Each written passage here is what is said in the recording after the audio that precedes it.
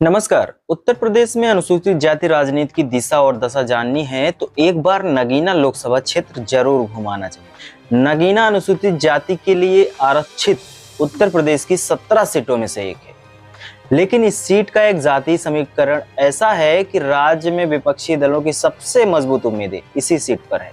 लेकिन हालात ऐसे हैं कि विपक्षी दलों के उम्मीदवारों की अत्यधिक उम्मीदें भाजपा के लिए राजगार साबित हो सकती है। नगीना सीट का महत्व इस बात से समझिए कि इस सीट पर उम्मीदवारी के लिए कांग्रेस अध्यक्ष मल्लिकार्जुन खड़गे, बसपा नेता आकाश आनंद समेत कई और अन्य बड़े नामों पर चर्चा हुई। लेकिन इंडिया गठबंधन की तरफ से आजाद समाज पार्टी नेता चंद्रशेखर आजाद तक के चुनाव लड़ने की चर्चा छिड़ी। आखिर में भाजपा और समाजवादी पार्टी ने स्थानीय उम्मीदवारों पर दांव लगाया तो लगा कि इन चर्चाओं पर अब विराम लग चुका है, लेकिन ऐसा नहीं हुआ।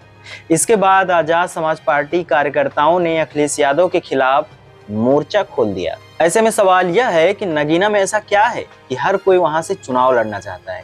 इस सवाल का जवाब इस सीट पर अल्पसंख्यक मतदाताओं की संख्या में छिपा है। नगीना बिजनौर जिले का कस्बा है। 2009 में नए परिसीमन के बाद यह सीट अस्तित्व में आई। इससे पहले नगीना विधानसभा सीट बिजनौर लोकसभा सीट का हिस्सा थी।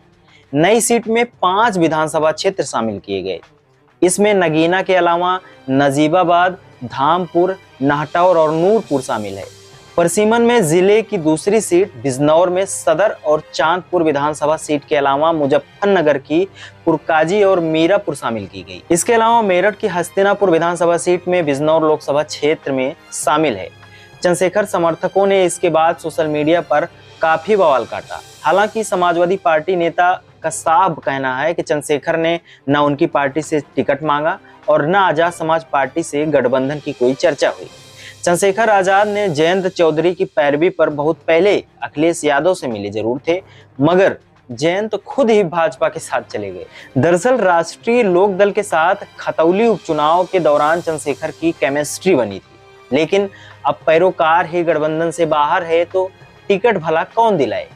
इस बीच बिना बात किए, बिना किसी से मिले चंद्रशेखर ने खुद को नगीना से उम्मीदवार घोषित कर दिया। इधर बहुजन समाज पार्टी से निवर्तमान सांसद गिरीश चंद्र के टिकट को लेकर स्थिति साफ नहीं है। इस सीट पर बसपा नेता आकाश आनंद के चुनाव लड़ने की भी चर्चा थी। कुल मिलाकर हालात ऐसे हैं कि हर अनुसूचित जाति का नेता अपने आप को नगीना से टिकट चाह रहा है। इसकी वजह यकीनन अल्पसंख्यक वोटरों की संख्या है। हर पार्टी का दावा है कि मुसलमान वोटर उनको मिलेंगे, लेकिन कोई यह बता पाने की स्थिति में नहीं है कि अनुसूचित जाति का वोटर किस तरफ जाएगा। अगर अनुसूचित जाति का वोटर भाजपा की तरफ जाते हैं तो यह तय है कि अल्पसंख्यक बहुल इस सीट पर भाजपा की उम्मीदों का कमल खिल सकता है।